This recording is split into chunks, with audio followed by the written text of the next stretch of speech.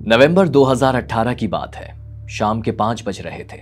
दुनिया का अमीर तरीन शख्स जेफ बेजोस अपने घर की डाइनिंग टेबल पर अकेला बैठा कुछ सोच रहा था। उसके सामने रखे कप की कॉफी भी बड़े बड़े ठंडी हो चुकी थी। अचानक उसका फोन बजा। उसके दोस्त का व्हाट्सएप मैसेज आया था। औरतों से बहस करना सॉफ्टवेयर के लाइसेंस एग्रीमेंट को पढ़ने के जैसा होता है। आखिर में सबको आई एग्री ही क्लिक करना पड़ता है। वैसे तो ये एक मजाक था, लेकिन बेजोस के लिए नहीं।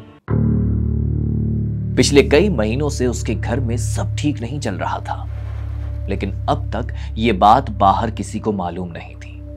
खैर, बात आई गई हो गई और फिर ठीक 2 माह बाद बेजोस और उनकी अहलिया की जानिब से एक ट्वीट आया। हम अपने सारे दोस्तों और चाहने वालों को एक अहम डेवलपमेंट के बारे में बताना चाहते हैं। बहुत सी कोशिशों और सोच विचार के बाद हम दोनों ने डिवोर्स का फैसला किया है। अब हम मियां बीवी नहीं बल्कि दोस्तों की तरह जिंदगी गुजारेंगे। अभी सब इस खबर को ही डाइजेस्ट कर रहे थे कि इस ट्वीट के चंद घंटों बाद ही अमेरिकी न्यूज पब्लिकेशन नेशनल इंक्वायरर की एक खबर ने तहलका मचा दिया। खबर में बताया गया कि बेजोस की तलाक की वजह उनका लॉरेंस सेंचेज नामी न्यूज रिपोर्टर के साथ एक्स्ट्रा मैरिटल अफेयर है। मगर बात यहां खत्म नहीं हुई। नेशनल इंक्वायरर ने यह भी दावा किया कि उनके पास जेफ बेजोस के वो गंदे मैसेजेस और उरिया पिक्चर्स भी मौजूद हैं जो उन्होंने शादीशुदा होने के बावजूद लॉरेन को भेजी। बेजोस का घर तो टूट ही चुका था, मगर अब उसकी इज्जत भी खतरे में थी। वो हैरान था कि उसके अपनी गर्लफ्रेंड को भेजे गए इंतहाई प्राइवेट मैसेजेस नेशनल इंक्वायरर तक कैसे पहुंचे। तहकीकात शुरू हो गई। 2 दिन तक दुनिया की एडवांस तरीन digital forensic company FTI Bezos का iPhone X खंगालती रही। उन्हें बेजोस के फोन में कोई ऐसा मैलवेयर नजर नहीं आया जिस पर शक किया जा सके। यह मई 2018 का एक वीडियो मैसेज था, जिसे लेकर इन्वेस्टिगेटर्स बहुत परेशान थे, क्योंकि उस वीडियो को डाउनलोड करने के बाद से जेफ बेजोस के फोन से रोजाना सैकड़ों MB डेटा किसी नामालूम मकाम पर ट्रांसफर किया जाने लगा था। और ये वीडियो जेफ बेजोस को भेजी थी सऊदी अरब के वली अहद मोहम्मद बिन सलमान अल मारूफ MBS ने। मगर MBS ने जेफ बेजोस जैसे ताकतवर तरीन शख्स का फोन हैक करने का रिस्क आखिर क्यों लिया? जो लोग तफसीली जवाब जानना चाहते हैं वो पहले रफ्तार को सब्सक्राइब करें और वीडियो को लाइक कर लें, फिर हमारे साथ चलें, रियाज चलते हैं। सऊदी अरब के बानी अब्दुल अजीज आले सऊद के 18 बीवियों से 37 बेटे और 27 बेटियां थीं। आज उन बेटे बेटियों और उनकी औलादों को मिलाकर अब्दुल अजीज का खानदान तकरीबन 20,000 शहजादे शहजादियों पर मुश्तमिल है। सिर्फ लोग नहीं, इस खानदान के पास पैसा भी बहुत है। आज आले सऊद का शुमार दुनिया के अमीर तरीन खानदानों में भी किया जाता है। सिर्फ किंग सलमान की अपनी नेटवर्थ ही $18 बिलियन है। अमरीकी जराये के मुताबिक 1996 में सऊदी हुकूमत की जानिब से अब्दुल अजीज के अपने बच्चों को हर महीने $2,70,000, पोते पोतियों को $27,000 और पड़ पोते और नवासियों को $13,000 तक की रकम एज पॉकेट मनी दी जाती है। रिपोर्ट के मुताबिक इस रॉयल पॉकेट मनी की कुल सालाना वैल्यू तकरीबन $2 अरब है। अब्दुल अजीज के इंतकाल से लेकर आज तक बादशाहत उनके अपने बेटों में ही चल रही है। और अभी अब्दुल अजीज के 2 बेटे प्रिंस मुकरिन और प्रिंस अहमद भी हयात हैं, लेकिन अब्दुल अजीज के 25वें बेटे सलमान का छठा बेटा मोहम्मद किस तरह अपने 2 अंकल्स और हजारों शहजादों को फैलांगता हुआ सऊदी तख्त तक आ पहुंचा है, ये कहानी किसी हॉलीवुड मूवी से कम नहीं। ओरोपा الجديدة هي الشرق الأوسط. هذه حرب السعوديين، هذه حربي اللي أخوضها شخصيا، ولا أريد أن أفارق الحياة إلا وأرى الشرق الأوسط في مقدمة مصاف العالم، وأعتقد أن هذا الهدف سوف يتحقق 100%.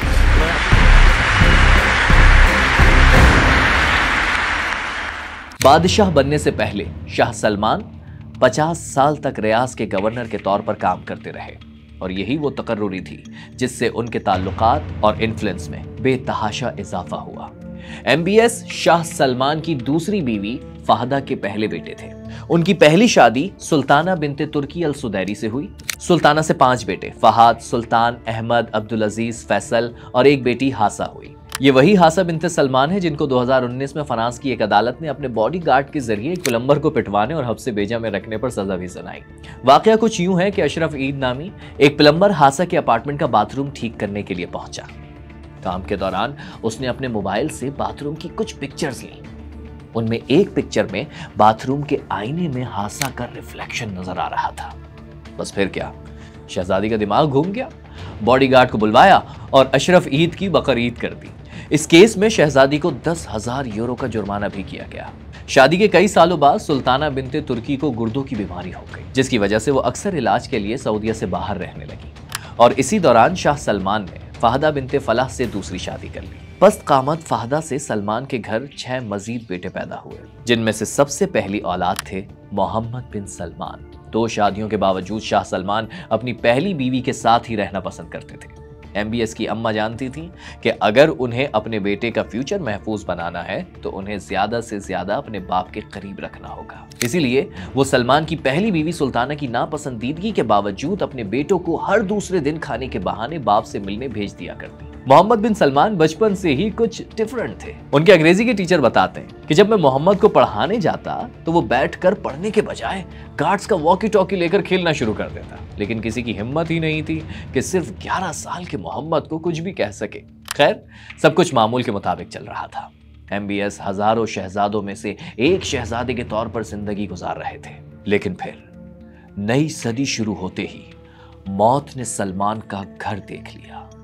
साल 2001 और 2002 में शाह सलमान की पहली बीवी के 2 बेटे फहद और अहमद 46 और 44 साल की उम्र में अचानक इंतकाल कर गए। बताया गया कि मौत हार्ट अटैक से हुई, लेकिन हार्ट अटैक की वजह क्या बनी यह आज तक एक मौमा है। लेकिन इन सानेहों ने मोहम्मद बिन सलमान की सियासी जिंदगी में जान डाल दी। शाह सलमान तो पहले भी अपनी तमाम औलादों में MBS को सबसे ज्यादा चाहते थे, लेकिन जब गम की इस घड़ी में मोहम्मद बिन सलमान अपने बाप का सहारा बने तो ये रिश्ता और भी मजबूत हो गया।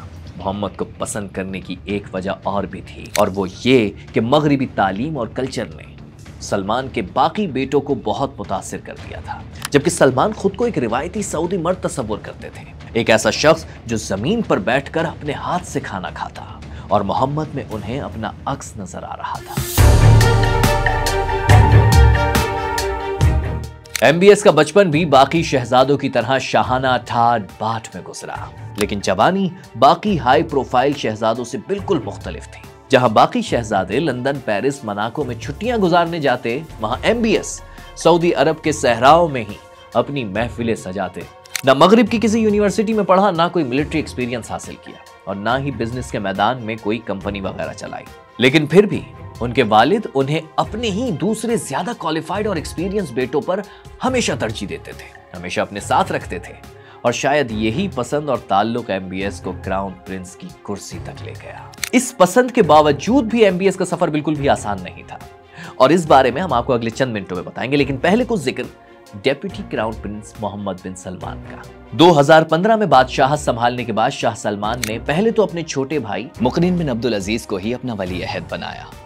ये वही प्रिंस मुकरिन थे जिन्होंने सऊदी इंटेलिजेंस चीफ की हैसियत से नवाज शरीफ और परवेज मुशर्रफ की 10 ईयर डील करवाई थी, मगर फिर सिर्फ 3 माह बाद ही उन्हें हटाकर अपने भतीजे और वजीर दाखिला मोहम्मद बिन नाइफ को वली अहद बना लिया। अब्दुल अजीज के सबसे छोटे बेटे अहमद बिन अब्दुल अजीज के जिंदा होते हुए बादशाहत का अगली नस्ल में मुंतकिल किया जाना एक बहुत ही बड़ा कदम था। मगर इससे बड़ी खबर थी मोहम्मद बिन सलमान की नायब वली अहद की हैसियत में नामजदगी।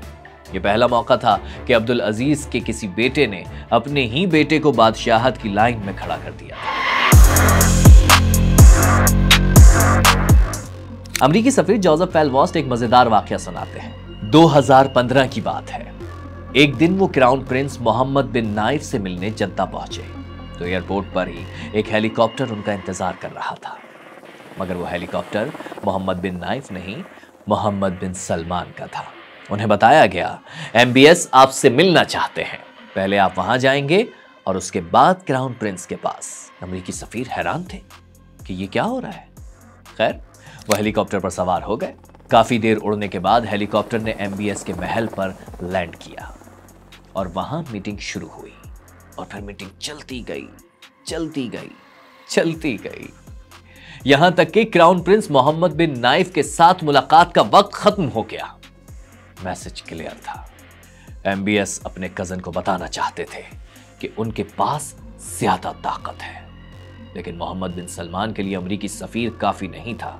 उनकी नजरें ओवल ऑफिस में बैठे बाराक ओबामा पर थी और यह मौका भी उन्हें इसी महीने मिल गया। इंतहाई करीबी ताल्लुकात के बावजूद सऊदी बादशाहों का व्हाइट हाउस में ज्यादा आना जाना नहीं रहता था। इस चीज का अंदाजा इस बात से लगाया जा सकता है कि पिछले 40 सालों में सिर्फ 2 बार सऊदी फरमारवा अमरीकी सदर के मेहमान बने हैं।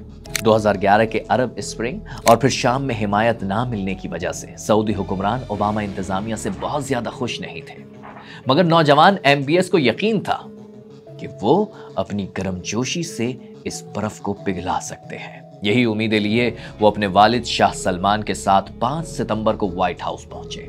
ओवल ऑफिस में होने वाली मुलाकात में अमरीकी सदर ने शाह सलमान पर इंसानी हुकूक, फ्रीडम ऑफ एक्सप्रेशन और खवातीन की आजादी जैसे मामलात पर बात की। शाह सलमान ने ओबामा को समझाने की कोशिश की कि आप सऊदी सोसाइटी की कल्चरल वैल्यूज से नावाकिफ हैं, इसीलिए ऐसी बातें कर रहे हैं। मगर फिर एक और मीटिंग हुई जिसमें सिर्फ ओबामा, कौमी सलामती की मुशीर सोसिन राइस, शाह सलमान और एमबीएस मौजूद थे। और यहां शाह सलमान खुद पीछे हट गए और एमबीएस को आगे कर दिया। 30 साला मोहम्मद बिन सलमान ने बात करना शुरू की। लहजा और एतमाद ऐसा कि सामने अमेरिका के सदर नहीं, कोई बचपन का दोस्त बैठा। मईशत से लेकर मजहब, मुआशरे से लेकर मुस्तकबिल तक हर चीज पर बोले। वो ओबामा के सामने एक नए सऊदी अरब का नक्शा पेश कर रहे थे। एक ऐसा सऊदी अरब जहां की मईशत सिर्फ तेल पर नहीं चलेगी, जहां की औरतें घर में नहीं बैठेंगी, जहां सिर्फ हज और उम्रे नहीं, रॉक कॉन्सर्ट्स भी हुआ करेंगे। ओबामा हैरान थे कि ये 30 साला लड़का क्या बातें कर रहा है। सदियों पुरानी कबायली और बद्दू सोसाइटी में किस तरह ऐसा इनकलाब लाया जा सकता है। अगले दिन मोहम्मद बिन सलमान अमरीकी वजीर खारजा जॉन कैरी के मेहमान बने। अभी गुफ्तगू चल रही थी कि एमबीएस अचानक खड़े हुए और कैरी के ड्राइंग रूम में रखे पियानो के सामने जाकर बैठ गए। कैरी हैरान परेशान एमबीएस को देख रहे थे। वहाबियों का बेटा और पियानो।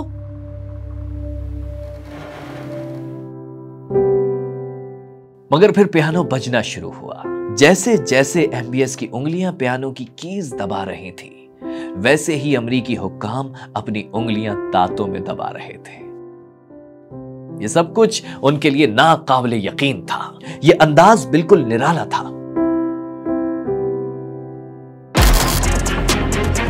मगर एमबीएस के अंदाज निराले नहीं, खतरनाक भी थे। इसी मीटिंग के दौरान बातों बातों में उन्होंने अमरीकी वजीर खारजा को मुस्कुराते हुए कहा कि मिस्री हुक्मरान सिसी उस वक्त तक इख्तिदार में है जिस दिन मैंने फैसला कर लिया उस दिन सिसी का इख्तिदार खत्म। ऐसा बेबाकपन तो अमरीकी सदर में भी नहीं था।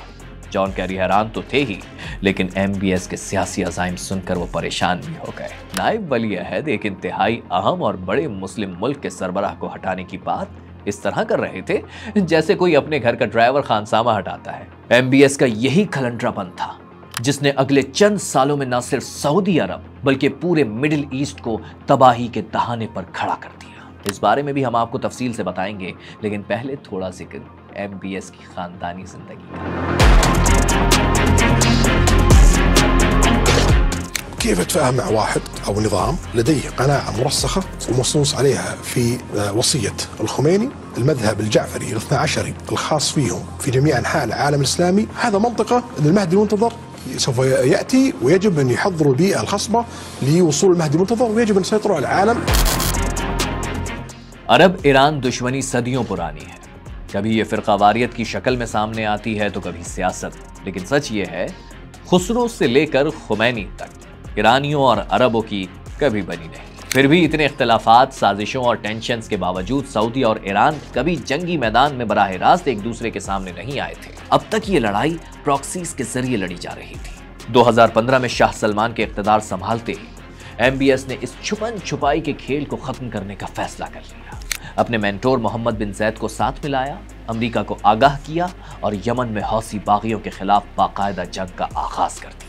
एमबीएस ने ईरान के हिमायत याफ्ता हौसी बागियों की तरफ इशारा करते हुए कहा कि हमें जजीरा अरब में एक और हिजबुल्लाह की जरूरत नहीं, ये हमारी रेड लाइन है। यमन के मफलूकुल हाल कहत ज़दा मुसलमानों पर उनके अपने पड़ोसी ही आग बरसाने लगे। हजारों लोग मारे गए, मगर हौसी बागी टस से मस न हुए। अभी ये जंग चल ही रही थी कि MBS ने ईरान के खिलाफ एक और महाज खोल दिया। But I've seen that you called the Ayatollah Khamenei the new Hitler of the Middle East. لا شك. Absolutely. 2016 का दूसरा दिन था। दुनिया ने आंख खोली तो खबर मिली कि सऊदी अरब में 44 अफराद को एक साथ फांसी दे दी गई है। सजाए मौत दिया जाना सऊदिया में एक आम सी बात थी, लेकिन 44 अफराद एक साथ, ये पिछले 36 सालों में सबसे बड़ी इज्तिमाई फांसी थी। इनमें से ज्यादातर अफराद का ताल्लुक अल-कायदा से था, लेकिन कुछ लोग मुमलिकत की शिया अक़लियत से भी थे, और इनमें से एक तो बहुत मशहूर था, शेख नमरुल नमर। नमर वैसे तो एक धान पान सा शख्स था, लेकिन जब उसकी जबान चलती तो बड़े बड़े सूरमाओं के कलेजे फट जाते। ऐसी करत चमक और शोला बयानी कि यकीन नहीं आता था कि यह आवाज किसी जिस्म से निकल रही है। पतली सी सफेद दाढ़ी और सर पर इमामा पहने नमर जब किसी भी मौजू पर तकरीर शुरू करता तो बात बिलाखिर घूम फिर कर शाही खानदान और सऊदी हुक्मरानों पर आ जाती। अरब स्प्रिंग और सोशल मीडिया के उरूज ने नमर की शोहरत पर 4 चांद लगा दिए थे। सऊदी अरब की आबादी के तकरीबन 10% लोग शिया मसलक से ताल्लुक रखते हैं और उनकी अक्सरियत मुल्क की मशरिकी सूबे में रहती है। अल नमर भी मशरिकी सूबे के एक छोटे से गांव अवामिया से ताल्लुक रखता था और इस इलाके के लोगों का शाही खानदान से पुराना आंकड़ा था। ईरान और शाम से तालीम हासिल करने के बाद अल नमर गांव वापस आए और एक मकामी मस्जिद में इमाम बन गए। वैसे तो नमर एक जमाने से शिया हुकूक के लिए आवाज उठा रहे थे, लेकिन उनकी फॉलोइंग बहुत ज्यादा नहीं थी। एक सिफारती केबल में अमेरिकन ने उन्हें मकामी सियासत का एक सेकेंडरी प्लेयर करार दिया था, लेकिन फिर बहार आ गई। मैं ट्यूनिस से उठने वाले उस तूफान की बात कर रहा हूं जिसने 3 साल तक पूरे मिडिल ईस्ट को हिला कर रख दिया था, और इन्हीं तूफानी हवाओं ने अवामिया के इस छोटे से मुबल्लिग को शोहरत के आसमान पर पहुंचा दिया। इमरान खान की क्या हम कोई गुलाम है वाली तकरीर याद है? क्या हम कोई गुलाम हैं कि जो आप कहेंगे हम कर लें? नमर ने भी वैसी ही तकरीरें शुरू कर दी। जिस जगह भी वो हुकूमत करते, बहरीन, यमन, मिस्र या किसी भी जगह, नाइंसाफी करने वाला हुक्मरान नफरत का निशाना बनता। उन्होंने कहा, जो कोई भी जालिम का दिफा करता है वो उसके जुल्म में उसका शरीक है, और जो मजलूम के साथ है वो उस इनाम में शरीक है जो अल्लाह से मिलता है। उन्होंने सऊदी क़यादत को तब गुस्सा दिला दिया जब उन्होंने शाही खानदान पर हमला किया, उनके अरकान को शिया तारीख के विलन से तशबीह दी और उन्हें वो जाबिर हुक्मरान करार दिया जिन्हें गिराया जाना चाहिए। एक क्राउन प्रिंस मरता है, उसकी जगह एक नया क्राउन प्रिंस आ जाता है। क्या हम उनके लिए एक मुर्गियों का फॉर्म है? एक और तकरीर में उन्होंने चीखते हुए कहा, हम आले सऊद को बताना चाहते हैं कि हम उन्हें हुक्मरान के तौर पर कबूल नहीं करते। आखिर नमर की आवाज आले सऊद तक पहुंच गई। 2012 में नमर की गिरफ्तारी के लिए पुलिस उनके गांव पहुंच गई। छापे में गिरफ्तारी के दौरान सूरत हाल टेंस हो गई। इसी दौरान कहीं से गोली चलने की आवाज आई। अगले ही लम्हे नमर जमीन पर गिरा हुआ था, उसकी टांग में गोली लग चुकी थी। मोबाइल फोन का जमाना है, किसी ने मौलवी की खून में लिपटी तस्वीर खींची और सोशल मीडिया पर फैला दी। फिर क्या था, सिचुएशन और खराब हो गई, लेकिन सऊदी हुक्काम फैसला कर चुके थे। अदालत ने उन्हें हुक्मरानों के साथ गद्दारी, फिरकावारियत और प्रॉपर्टी को नुकसान पहुंचाने के इल्जाम में मौत की सजा सुना दी। नमर का सर कुचलना अब नागुज़ीर था। आले सऊद को शक था कि नमर अकेला नहीं, ये दरअसल मिडिल ईस्ट में खेली जाने वाली ईरानी ग्रेट गेम का एक मोहरा है और इसकी डोर तेहरान से हिलाई जा रही है। यही वजह थी कि 4 साल गुजरने के बावजूद नमर की सजा पर अमल नहीं हो रहा था। खतरा था कि अगर फांसी हो गई तो रद्द अमल अल अवामिया नहीं तेहरान से आएगा। लेकिन अब रियाज में तब्दीली आ चुकी थी। एक नया हुक्मरान एक नई सोच के साथ इख्तिदार की मसनद पर बैठ चुका था। MBS को सऊदिया की रिवायती खामोश सिफारतकारी बिल्कुल पसंद नहीं थी। वो दोस्ती और दुश्मनी दोनों खुलेआम करना चाहते थे और 2 जनवरी 2016 को नमर को फांसी देकर उन्होंने तेहरान को वाज़ेह पैगाम दे दिया। इधर फांसी हुई, उधर तेहरान में मुजाहिरे शुरू हो गए। आले सऊद की मौत के नारे लगाते हुए हजारों लोग सऊदी सिफारत खाने पर हमला आवर हो गए, खिड़कियां और फर्नीचर तोड़ डाले और इमारत को आग लगा दी। मुख्तसरन समझे वो जिना हाउस वाला हाल कर दिया। सऊदियों के लिए यह नाकाबिले बर्दाश्त था। ईरान के सफीर को मुल्क से निकाल बाहर किया। उधर ईरान ने भी वही जवाब दिया। बात अब प्रॉक्सीज से आगे बढ़ चुकी थी। ईरान और सऊदिया आमने सामने आ चुके थे। फांसियों के चंद दिन बाद MBS ने इकोनॉमिस्ट मैगजीन को इंटरव्यू दिया। इस इंटरव्यू में उन्होंने मुमलिकत के फ्यूचर प्लान्स के बारे में तफसील से बात की। साथ ही अल-नमर की फांसी का भी दिफा किया और कहा यह एक कानूनी अमल का नतीजा है, हुक्मरान इसमें क्या मदाखलत कर सकते हैं। लेकिन इस इंटरव्यू से निकलने वाली सबसे बड़ी खबर सियासी नहीं, मुआशी थी। MBS ने ऐलान किया कि सऊदी हुकूमत ने अरामको के शेयर्स फरोख्त करने का फैसला किया है। उन्होंने मजीद कहा कि एक सऊदी नौजवान की हैसियत से उनके कुछ ख्वाब हैं और वो जानते हैं कि बाकी सऊदी नौजवानों के भी कुछ ख्वाब हैं और चाहते हैं कि वो और बाकी नौजवान मिलकर इन ख्वाबों की ताबीर के लिए आपस में मुकाबला करें। ख्वाब, मुकाबला, दुनिया हैरान थी। ऐसे अल्फाज शाही खानदान के किसी फर्द के मुंह से पहले कभी नहीं सुने थे। खैर, MBS दुनिया को एक ख्वाब सुना रहे थे, लेकिन इन ख्वाबों की ताबीर यकीनी बनाने वाला इख्तिदार अब भी उनसे 2 कदम दूर था। वो शाह सलमान के बेटे तो थे, लेकिन वली अहदी का मनसब अब तक उनके चचा मोहम्मद बिन नाइफ के पास था। और फिर MBS ने ख्वाबों की ताबीर शुरू कर दी।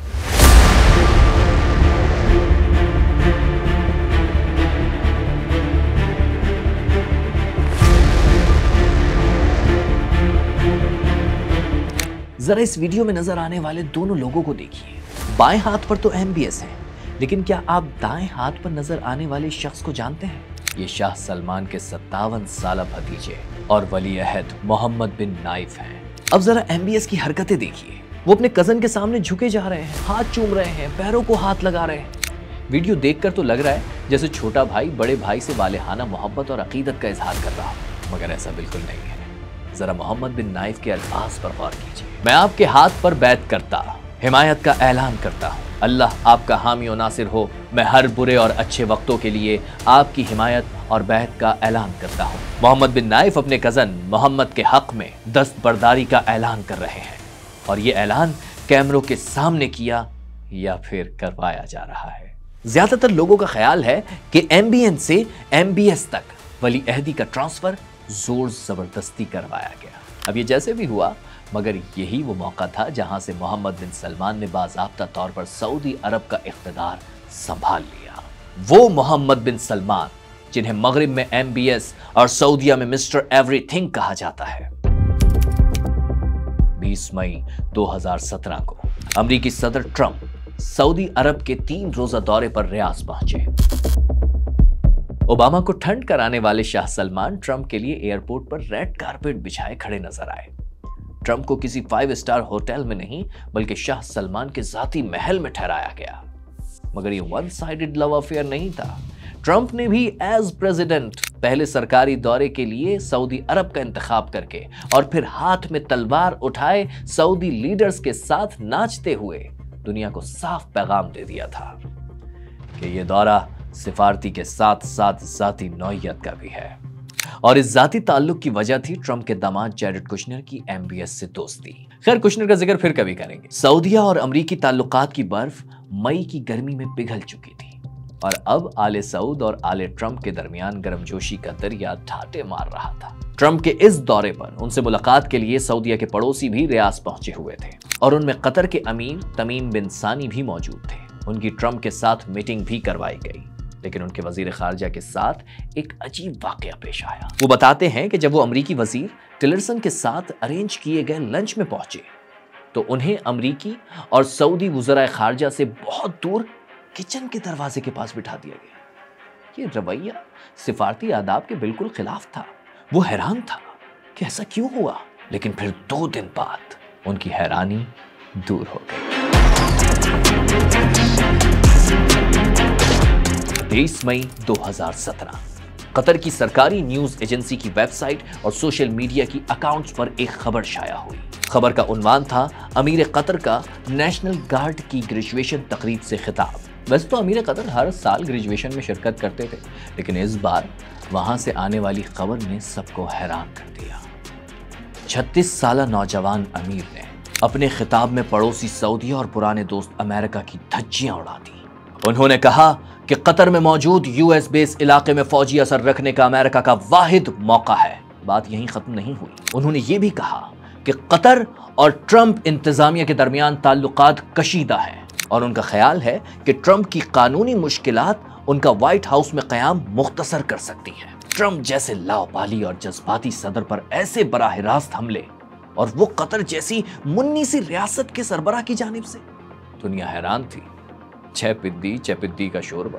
मगर इस खबर से सिर्फ दुनिया नहीं, अमीर कतर खुद भी हैरान थे, क्योंकि उन्होंने इस बार नेशनल गार्ड की ग्रेजुएशन से कोई खिताब ही नहीं किया था। आधे घंटे के अंदर अंदर खबर को तमाम कतरी मीडिया से हटवा दिया गया और ऑफिशियल बयान जारी किया गया कि यह खबर हैकर्स की कार्रवाई थी और अमीर कतर ने कहीं ऐसा कोई खिताब किया ही नहीं। और इस बात की गवाही ग्रेजुएशन तकरीब में मौजूद दर्जनों गैर मुल्की डिप्लोमेट्स भी दे रहे थे। लेकिन कार्रवाई करने वाले कार्रवाई कर चुके थे।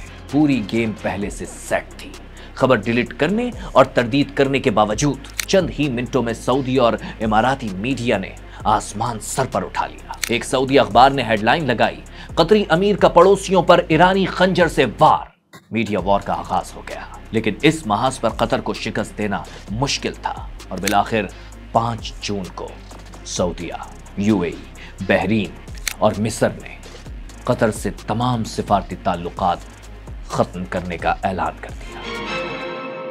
सऊदी और कतर के दरमियान टेंशन कोई नई बात नहीं थी। इससे पहले 2013 में भी दोनों मुल्कों ने सिफारती ताल्लुकात कुछ हफ्तों के लिए खत्म कर दिए थे। लेकिन इस बार बात सिफारती महाज से आगे जा चुकी थी। इस बार कतर के जमीनी, फजाई और समंदरी रास्तों का ब्लॉकेट भी कर दिया गया। कतर के सामने कमोबेश 13 मुतालिबात रखे गए थे, जिनमें सबसे अहम ये थे: ईरान के साथ ताल्लुकात कम किए जाएं, अल जजीरा न्यूज नेटवर्क बंद कर दिया जाए, तुर्की का फौजी अड्डा खत्म किया जाए, हमास और अखवान समेत दीगर इंतहा पसंद तंजीमों को कतर में कोई जगह न दी जाए। 3 लाख लोगों की इस अमीर मगर छोटी सी रियासत के लिए ये सब कुछ एक डरावने ख्वाब जैसा था। पूरी दुनिया को यकीन था कि कतर ज्यादा देर इस ब्लॉकेट को सह नहीं सकेगा।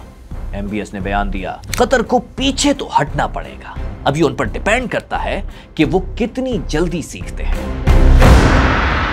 लेकिन फिर इस छोटे से मुल्क ने एक ऐसा काम किया जिसकी किसी को उम्मीद नहीं थी। 13 में से एक भी डिमांड नहीं मानी, बल्कि दुनिया के सबसे बड़े sporting event football world cup की तैयारियां और जोरों शोर से शुरू कर दी। और फिर तकरीबन 3.5 साल बाद सऊदी अरब और उसके इत्तेहादियों को अपना थूका हुआ चाटना पड़ा। जनवरी 2021 में बगैर कोई शर्त मनवाए कतर का ब्लॉकेट खत्म कर दिया गया। मगर ये एमबीएस के कैरियर का आखिरी यूटर्न नहीं था। अभी इन्हें और भी बहुत से यूटर्न लेने थे। और वैसे भी इमरान खान ने कहा था कि यूटर्न्स तो एक लीडर की बड़ी खूबी होते हैं, यूटर्न्स तो अच्छे होते हैं।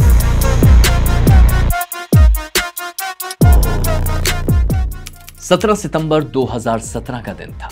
अमरीकी सहाफी बेन हेबर्ट अपने रियाज होटल की लॉबी में बैठे थे कि उन्हें एक टेक्स्ट मौसूल हुआ, make sure you are around a computer, TV, Twitter after 9:30 PM tonight. यह मैसेज एक करीबी दोस्त ने भेजा था। बेन खबर की खोज में बेचैन हो गए।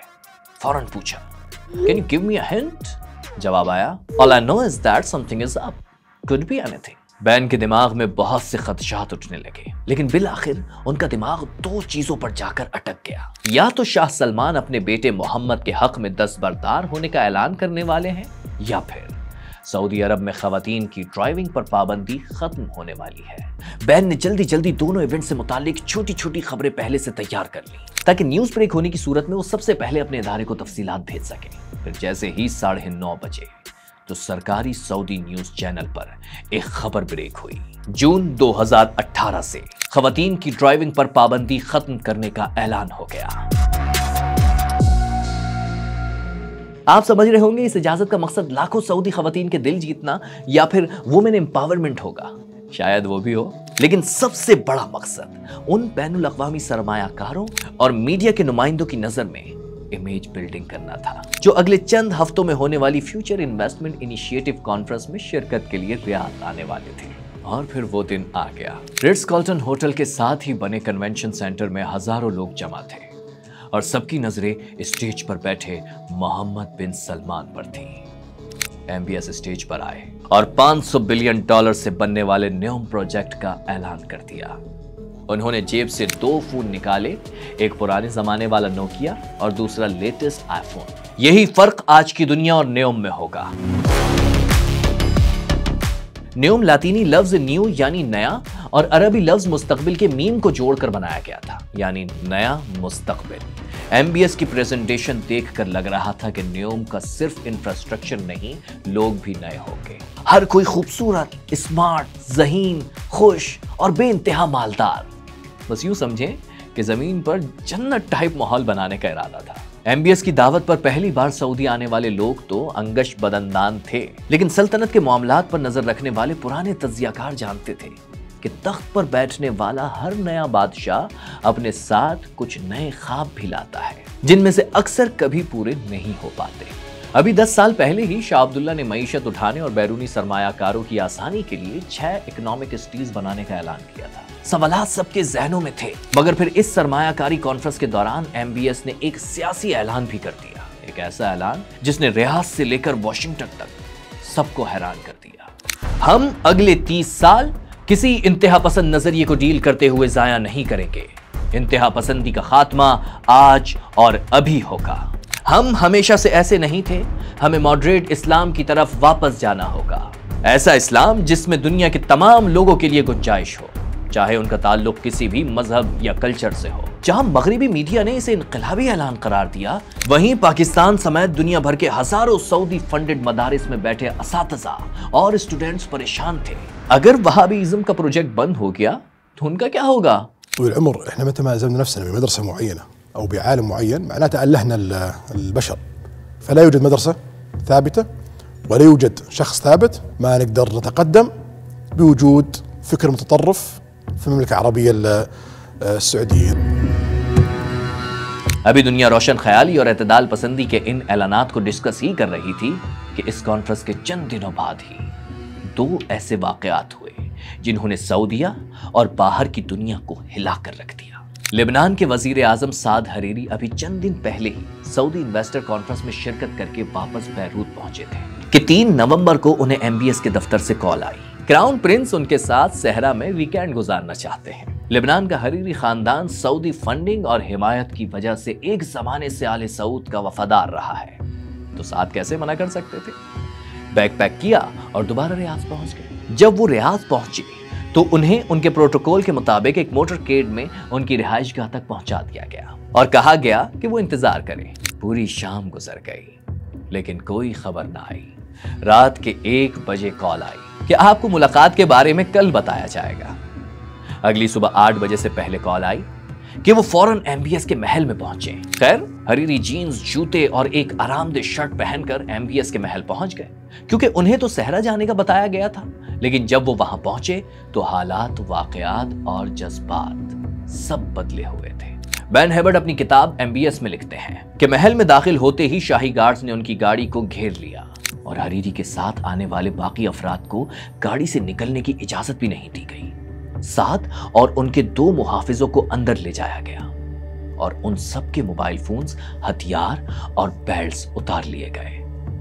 फिर हरीरी को अकेले एक और कमरे में ले जाया गया जहां ठाकुर जैसे 2 रियासती अहलकार, ठाकुर याद है ना, बस वैसे ही 2 अहलकार उनका इंतजार कर रहे थे। उन्होंने हरीरी को गालियां देना शुरू कर दी, गिरबान पकड़ा, धक्के दिए।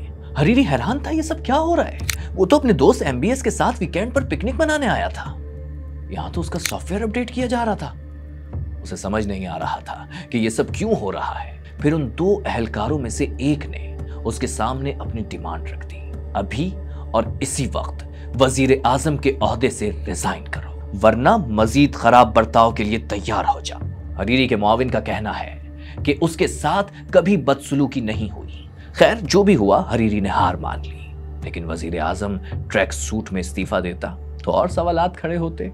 इसलिए उनके साथ आने वाले एक शख्स को घर भेजा गया ताकि उनका कोई सूट लाया जाए। हरीरी के हाथ में एक पर्चा दिया गया जिसमें एक स्टेटमेंट लिखा हुआ था, बिल्कुल वैसे ही जैसे पीटीआई वाले 9 मई के बाद नेशनल प्रेस क्लब में पढ़ रहे थे। और फिर 4 नवंबर 2017 की दोपहर को वो अचानक लिबनानी झंडे के साथ एक मेज पर बैठे हुए टेलीविजन पर नमूदार हुए और तकरीर पढ़ना शुरू की। तकरीर में ईरान और हिजबुल्लाह को निशाना बनाया गया। उन्होंने ऐलान किया कि ईरान की तमाम साजिशें नाकाम होंगी, अरब दुनिया उठेगी और उन हाथों को काट डालेगी जो उसे नुकसान पहुंचाने में लगे हैं। और फिर उन्होंने अजीम तर कौमी मफाद में अपने ओहदे से मुस्ताफी होने का ऐलान कर दिया। उनके पार्टी के लोग इसलिए हैरान थे कि आज से पहले साद ने कभी इस तरह की जबान ईरान और हिजबुल्लाह के खिलाफ इस्तेमाल नहीं की थी। और पूरी दुनिया इसलिए हैरान थी कि लेबनान का वजीर आजम रियाद में बैठकर क्यों मुस्ताफी हो रहा है। लेकिन एमबीएस को इस बात की कोई परवाह नहीं थी कि कोई क्या कह रहा है। He had a plan and he was going to do anything to execute it. और एमबीएस का अगला निशाना पड़ोसी नहीं, अपने ही घर के लोग थे। Saudi Arabia's young crown prince arresting hundreds of his own cousins and crackdown on corruption. 11 princes and nearly 40 current or former officials detained, reportedly being held at the lavish Ritz-Carlton.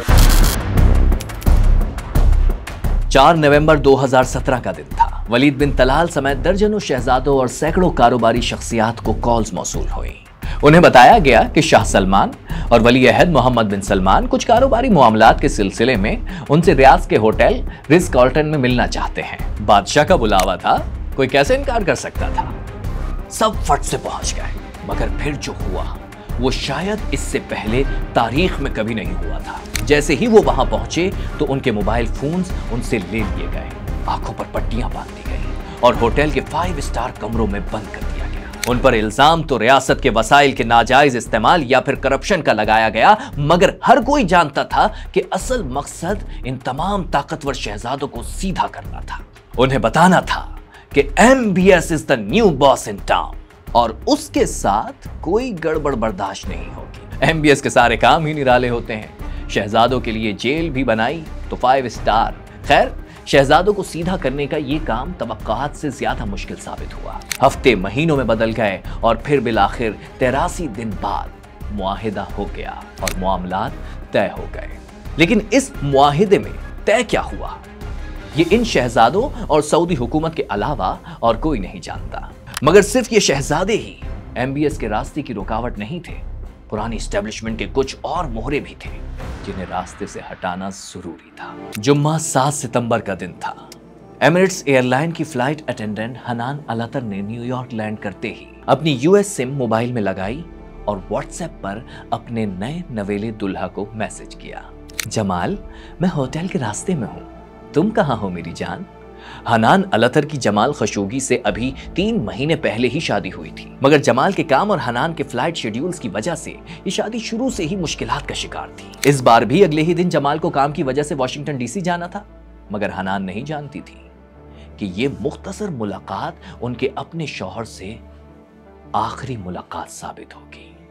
लेकिन जमाल के सर पर सिर्फ काम नहीं, एक और खातून भी सवार थी। जमाल खशोगी खदीजा चंगेज नामी एक तुर्क खातून से तीसरी शादी करना चाहते थे, मगर उन्हें नहीं मालूम था कि इस तीसरी शादी का इरादा उन्हें मौत की वादी में ले जाएगा। 59 साल जमाल खशोगी पिछली 3 दहाइयों से सऊदी अरब में सहाफत कर रहे थे। इस पूरे टाइम में उन्हें एस्टेब्लिशमेंट और शाही खानदान की भरपूर सपोर्ट हासिल रही।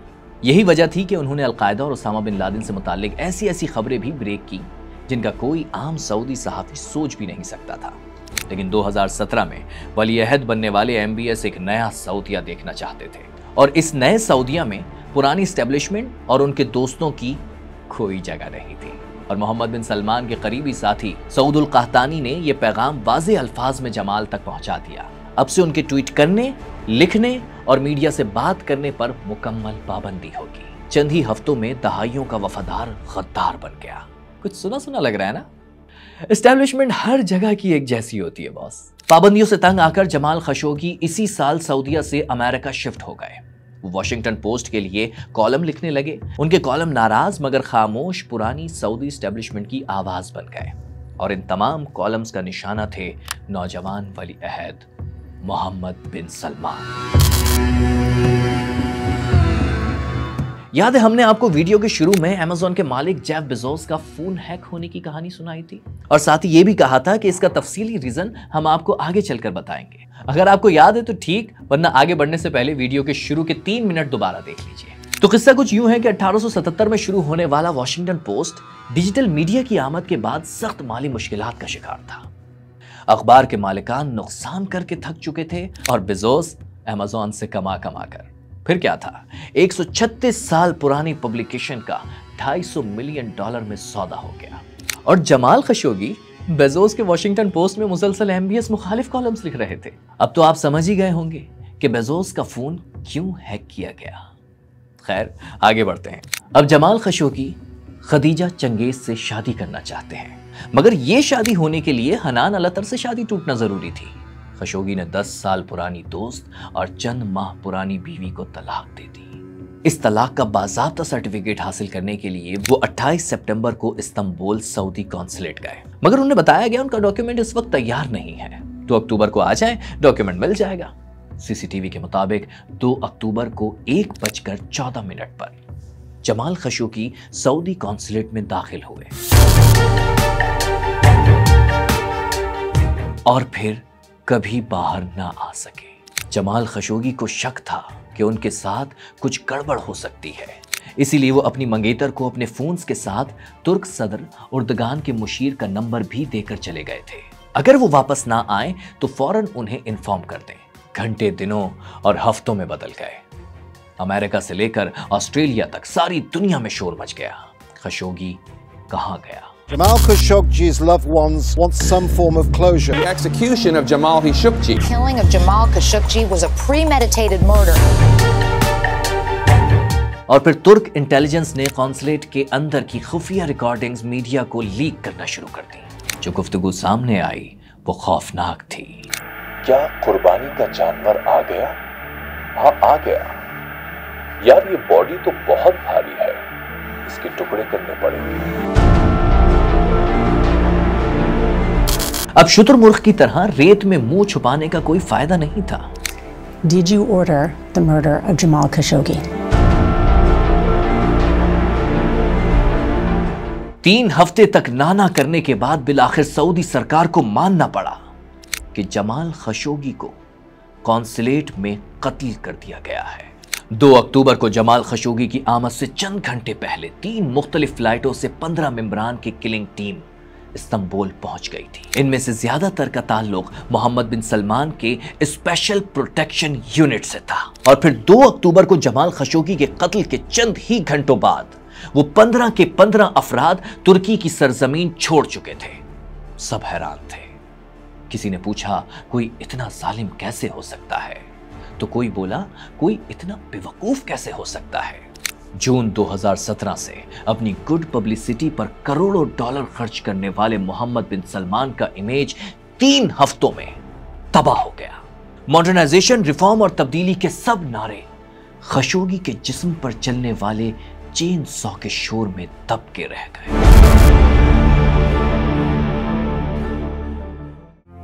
They're not fond of rules, and they have no respect for the status quo. You can quote them, disagree with them, glorify or vilify them. About the only thing you can't do is ignore them, because they change things. Late 90s में जब Apple का ये इश्तिहार आया तो उस वक्त मोहम्मद बिन सलमान की उम्र सिर्फ 11 साल थी, मगर लगता ऐसा है जैसे ये इश्तिहार बिल्कुल उन्हीं के लिए लिखा गया था। आप एमबीएस से इत्तेफाक कर सकते हैं, सोच समझकर और एहतियात के साथ इख्तिलाफ भी कर सकते हैं, लेकिन उन्हें इग्नोर नहीं कर सकते। जॉर्ज बर्नार्ड शॉ ने कहा था, जो अपना दिमाग नहीं बदलते वो कुछ नहीं बदलते। एमबीएस आजकल इसी पॉलिसी पर अमल पैरा है। पिछले 8 सालों में एमबीएस ने बहुत सी खतरनाक गलतियां की, लेकिन अब वो अपनी गलतियों से सीखना जान चुके हैं। तुर्की, ईरान, शाम समेत सारे पड़ोसियों से अच्छे ताल्लुकात बनाने से लेकर अमेरिका को आंखें दिखाने तक, पुराने जराए आमदन छोड़कर नए शहर बसाने तक, MBS मिडिल ईस्ट नहीं, पूरी दुनिया के एक गेम चेंजर बन चुके हैं। उधर व्हाइट हाउस में भी एक बार फिर उनके पुराने दोस्त की आमद है। तो एक बात तो पक्की है, 2025 का MBS 2017 के MBS से ना सिर्फ कहीं ज्यादा मैच्योर बल्कि पावरफुल भी होगा।